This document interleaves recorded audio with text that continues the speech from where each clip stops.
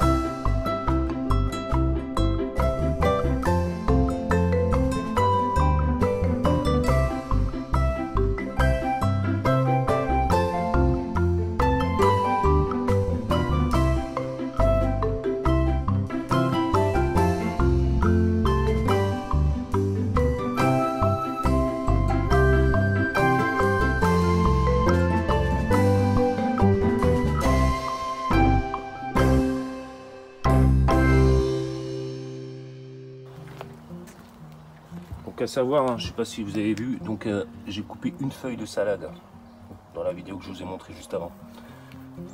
Parce que c'était la plus grosse. Après, je n'ai pas jugé nécessaire parce que celle-là était beaucoup plus petite. Donc voilà, concernant l'évolution. Tac. Donc les radis. Donc semé le 29 juin, ceux-là.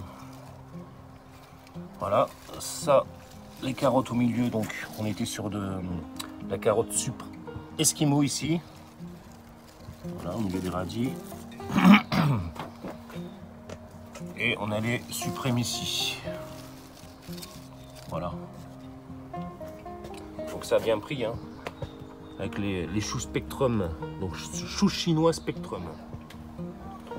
Au milieu, donc vous voyez, hein, j'ai mis une graine par trou. Tout a pris. Tout a pris. Donc normalement c'est 30 cm hein, qu'il faudrait laisser entre chaque. Donc je me suis dit, bon, on sait jamais, hein, si ça prend pas, au moins je peux en déplacer. Mais comme tout a pris, ben, je vais en décaler un. Ceux du milieu, hop, je vais les mettre ailleurs. Voilà où on est ce bac, donc ça a bien pris. Hein. Les poireaux, on va passer de l'autre côté. Les poireaux, donc c'est les Saint-Victor, ceux-là. Donc il y en a que j'ai laissé les tiges. Vous voyez, ça jaunit. Donc ce que je vais faire, je vais tout couper. Je vais les couper comme celle-là. Voilà. Ici, je vais couper aussi. Je voulais voir la différence qu'il y avait en fait entre couper ou pas couper. Donc normalement, ça fait grossir le bulbe. Voilà. Donc je vais en laisser non coupé et je vais en couper. Donc là, c'est pareil, hein. Paillage avec quoi? Avec de la betterave chioggia. Voilà. En parlant de betterave chioggia, je vais vous montrer un truc vite fait. Voilà le monstre. Donc comme vous le savez, c'est ma betterave hein, qui a... ça fait plus d'1 an et demi qu'elle est en place, hein, celle-là. Donc je suis en train...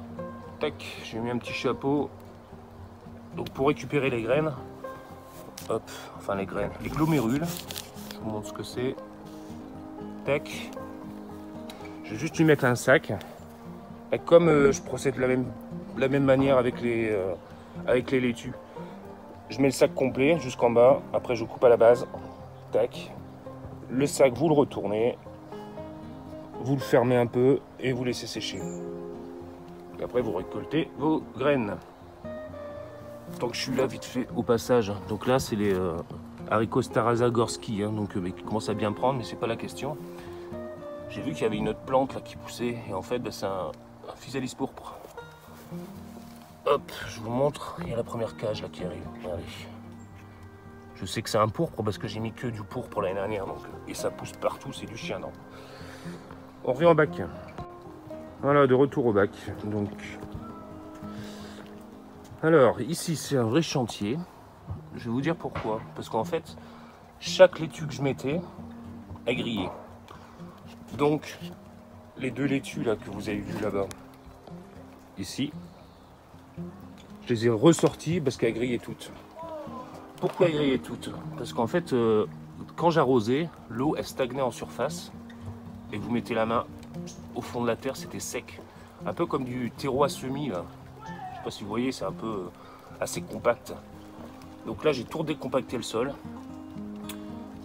J'ai mis quoi? Donc j'ai mis du broyat donc de haies, de la tonte de pelouse.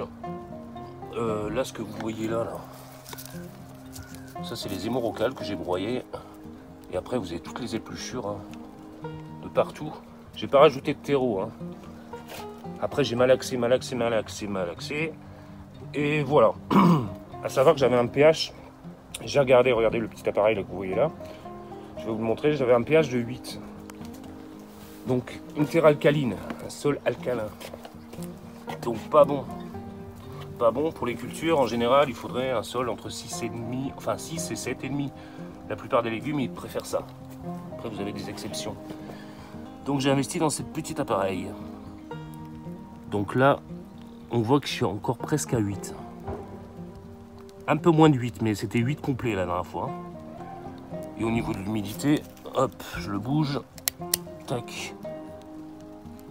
Là, c'est mouillé, hein. Wait, au-dessus. Voilà, donc ce petit appareil, hein, j'ai investi, ça m'a coûté 14 boules sur Amazon. Et ça permet de tester votre terre. Donc voilà, une terre, ça se nourrit. Avant de se nourrir, nous, des plantes, il faut nourrir la terre, tout simplement. Voilà, c'est tout ce que je voulais vous dire, je pense. Je vous ferai un petit tour du potager complet bientôt, je pense, parce que ça me manque. Et voilà, vous montrer un petit peu tout ce que j'ai récolté. Et voilà, parce qu'en ce moment, il y a pas mal de choses à faire. Hein. Il n'y a pas que la récolte, il y a justement remplacer les pieds qui commencent à être arrivés en fin de cycle. Récolter les semences, les graines, voilà, comme je fais là avec ma betterave, mes laitues, les fleurs, énormément de fleurs.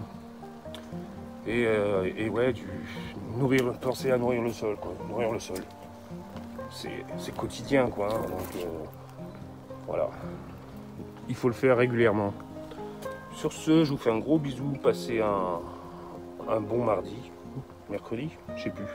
On est le 15, voilà. Bonne journée à vous, à bientôt. Allez, bisous, ciao, ciao.